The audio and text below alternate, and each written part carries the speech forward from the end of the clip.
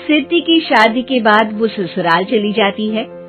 पीछे रह जाती है भाभी रानी। सिद्धि के ससुराल जाते ही भाभी कहती है, अरे वाह जी वाह, सारे कपड़े मेरे। हाय रे पैंट, अरे वाह वाह, मजा आ जाएगा। अरे ये सिद्धि की अलमारी के सामने खड़े होकर क्या बड़बड़ा रही है? जा जाकर देख मेहमानों को विदाई की मिठाई मिली कि नहीं। अब हाँ माँ जी, क्यों नहीं, लेकिन पहले कपड़े तो बदल लूं। अब रानी आ जाती है सिद्धि के उन कपड़ों में जो वो ससुराल जाने से पहले घर छोड़ जाती है। अरे रानी, कुछ दिन रुक जाती। अरे ये तो सिद्धि बिटिया को मैंने ही दिया था, बड़ा ही फबता था उस पर, तुझ पर तो कुछ खास नहीं लग रहा। अब वो ना मेरे सारे कपड़े गीले थे तो सोचा पहन लूं। वैसे भी सिद्धि को कौन सा भी पुराने आउटडेटेड कपड़ों को पहनना है। वैसे भी ये सूट तो मैंने तभी पहना था, वैसे खास है भी नहीं ये। हाँ ठीक है, लेकिन ना मेरी सिद्धि पर तो जमता था। सारे मेहमान चले जाते हैं और सिद्धि ससुराल से मायके पहली बार आती है। अपना घर, अपना कमरा, अपनी अलमारी।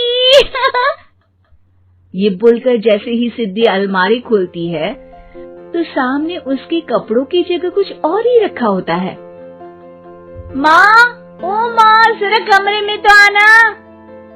सास और रानी वहां पहुंच जाते हैं। रानी ने पहनी होती है सिद्धि की जींस और टी शर्ट। अरे भाभी, ये क्या? ये तो मेरी बड़ी ही महंगी टी शर्ट है, इसे आपने घर में क्यों पहनी है? अरे बहुत मिलती है दीदी ये चौक की मार्केट में, 150 में। ओ भाभी प्लीज, ये एरोपोस्टल है, 2000 की एक टी शर्ट। ओहो, 2000 में तो दीदी 4 साड़ी आ जाए। अब क्या बोलूं? भाभी, ये मेरी अलमारी में छोटू के कपड़े, तो मेरे कपड़े कहाँ है? मेरी अलमारी में? अब दीदी आपको कौन से पुराने कपड़े पहनने थे? माना भाभी, लेकिन मैं जब घर आती तो यही सब पहनती ना। अरे तुम तो बड़ी कंजूस हो दीदी। खैर, वक्त आता है जब सिद्धि ससुराल के लिए रवाना हो रही होती है। अरे रानी, अंदर से सिद्धि का गिफ्ट ले आ, लड़की पहली बार ससुराल से मायके आई है। रानी अंदर जाती है और एक सिंपल सी साड़ी लेकर बाहर आ जाती है। ये लीजिए माँ जी। सास बेटी को गिफ्ट देकर ससुराल भेजती है। अगले दिन रानी एक सुंदर सी साड़ी पहनकर सामने आती है।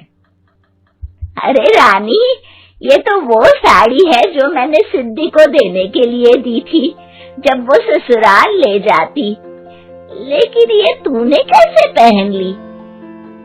अरे माँ जी, ये साड़ी तो मुझे बहुत पहले से ही पसंद थी, लेकिन चिंता ना करिए, मैंने सिद्धि के लिए भी अच्छी सी साड़ी दी है। हाँ।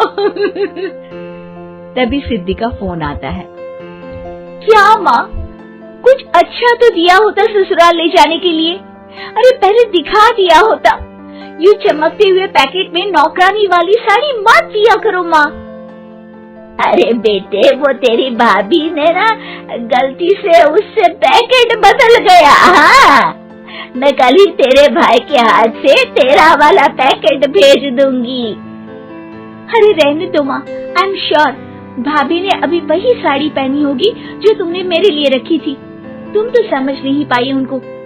खैर छोड़ो, मैं ज्यादा बोलती अच्छी नहीं लगती, रहने दो, आपको उन्हीं के साथ रहना है, फिर बात करेंगे। सास को रानी पर गुस्सा आ जाता है। वो उसके कमरे में जाती है जहाँ वो शादी का एल्बम देख रही होती है।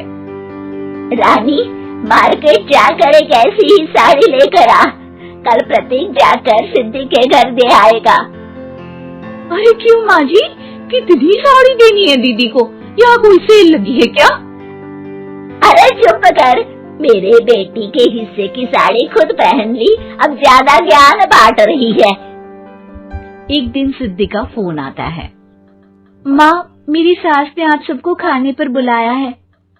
सारे लोग सिद्धि के ससुराल पहुंचते हैं। खाना खाकर वो लोग निकल रहे होते हैं कि सिद्धि की सास सभी को गिफ्ट देती है।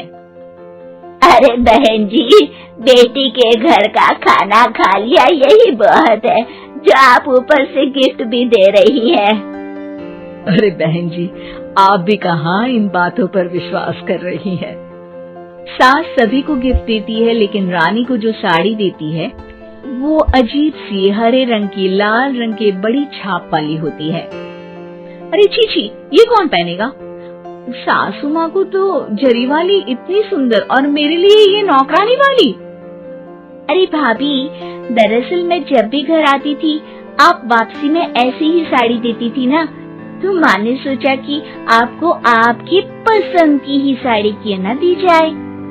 बेचारी रानी, बोलती भी तो क्या। सिद्धि और सास रानी का चेहरा देखकर हंसने लगती है, तो रानी समझ जाती है कि अपने ही बिछाए जाल में वो फंस चुकी है।